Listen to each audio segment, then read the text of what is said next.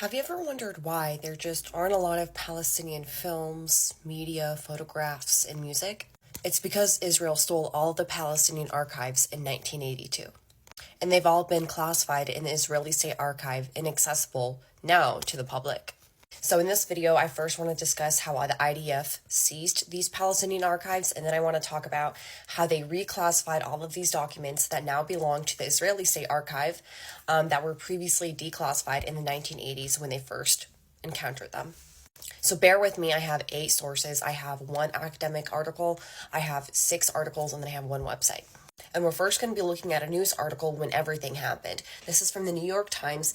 Israel looted archives of PLO, the Palestinian Liberation Organization, officials say. And you can see this was published in 1982 when it happened.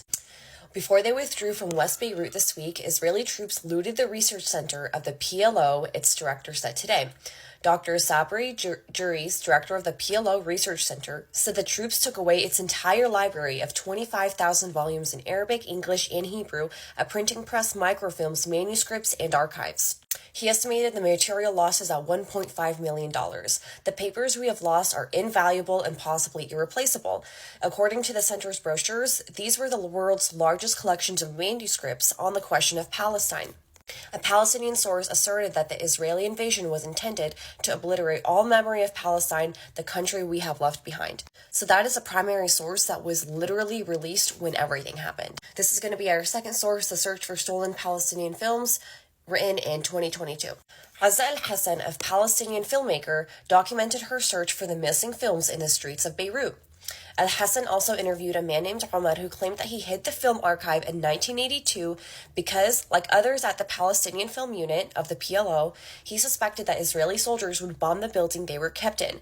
Omar refused to give more details about the archive on camera. He stayed in Beirut during the siege to look after the archive. He was captured and beaten by the Israeli occupation forces. Once released, Omar realized that the films had disappeared from their hiding place.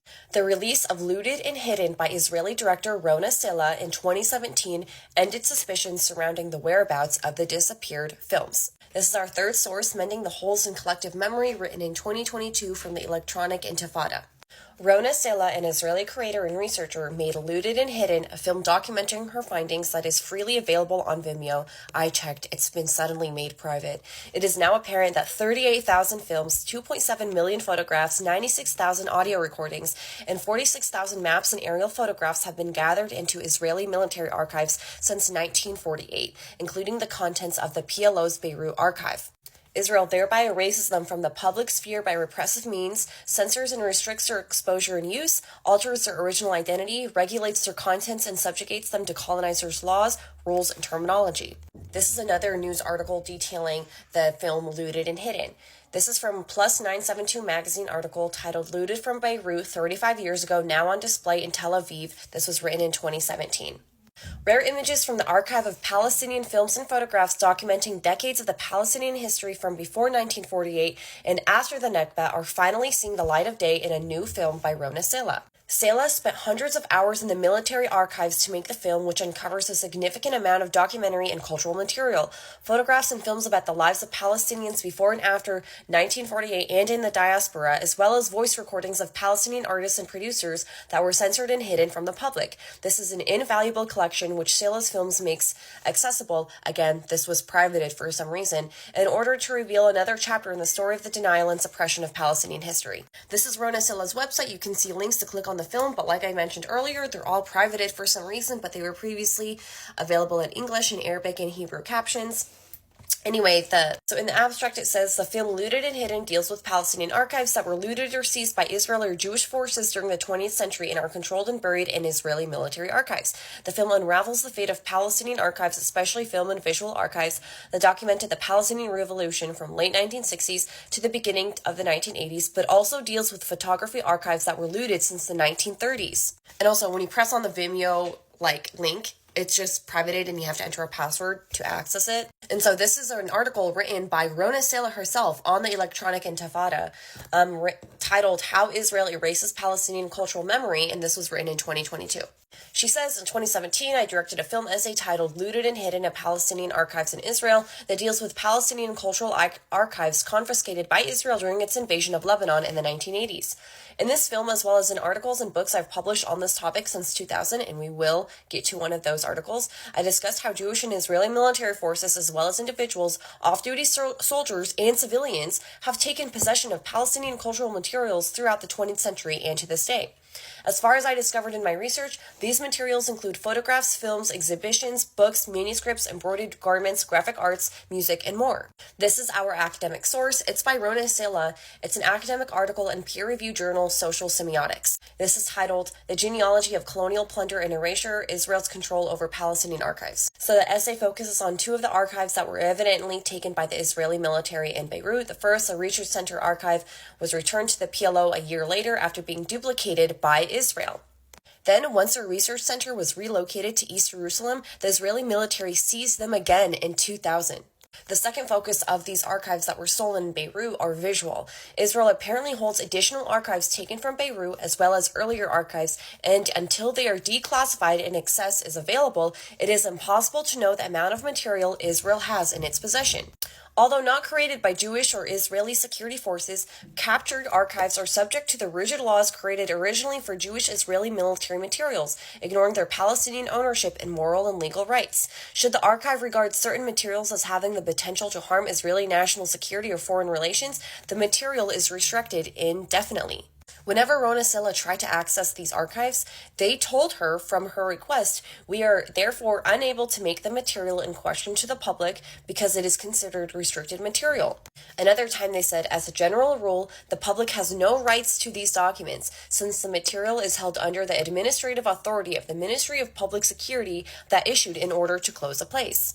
Israel continues to renew the security classification. In a petition to the Israeli Supreme Court in 2010 to open the material and thus recognizing the massacre that Israel denies, 3 reports, certain documentation, and a group of photographs, the court adopted the state's opinion and argued that they were especially afraid of the severe visual effects of the material and that it might, in its opinion, hurt the state's international relations. This effect is found in various photographs.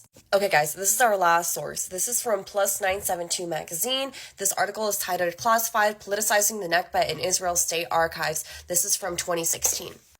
Documents that have already been cited in history books are being reclassified in the Israeli State Archives. Israeli State Archive documents that were declassified in the 1980s have been reclassified in recent years, according to a recently hired assistant professor at the University of Maryland Center for Jewish Studies.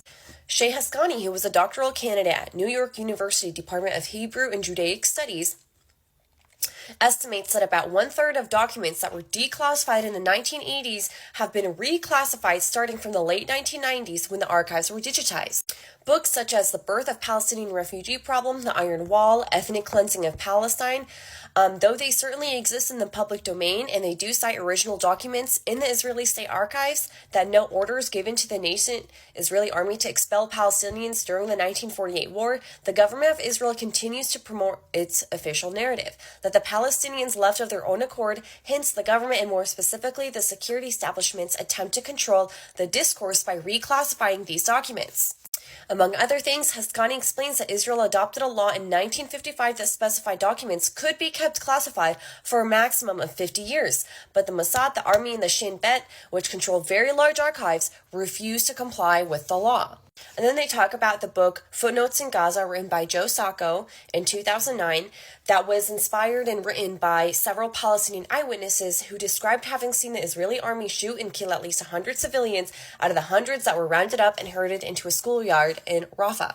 And then Haskani, in the article, he talks about how he was having online discourse, and one of the bloggers told him that, hey, you can actually find these accounts in the Israeli archive. He gave them the number, and he went to go look at these archives, and they were suddenly classified literally the day the person made that blog post.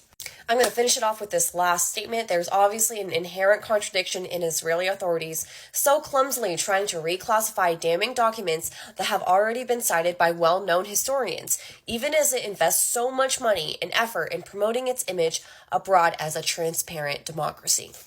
And answer me this, after we've looked at everything, why do you think Israel is so determined to hide Palestinian history and narrative?